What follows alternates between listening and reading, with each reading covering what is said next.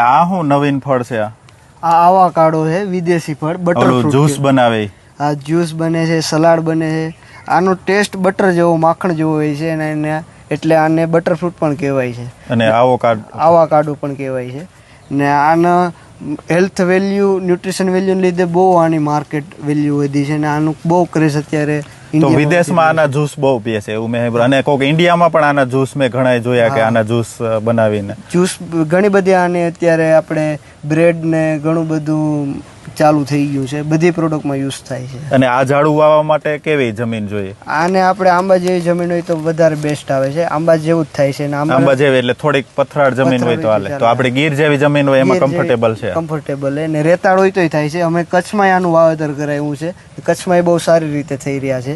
કચ્છમાં તો 25 વર્ષ જૂના ઝાડ છે. આ એની અમે કલમ કરેલી છે. આ એનું બી છે, આપણે ગોટલી હોય એવી રીતે એની અહીંથી અમે કલમ કરેલી છે.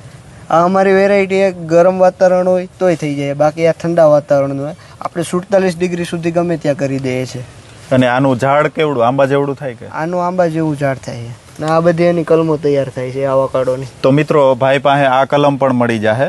અને આ તમારે લેવું હોય આ ઝાડ કે કાંઈ ઇન્ક્વાયરી હોય તો નીચે હું નંબર આપી દે, ત્યાંથી તમે ભાઈનો કોન્ટેક્ટ કરી શકો. અને આની એપ્રોક્સ પ્રાઇસ ભાઈ? પ્રાઇસ 100 થી 500 રૂપિયાની હોય છે. પછી જેવડી કલમ ને રોપ ને બધું અલગ અલગ હોય છે.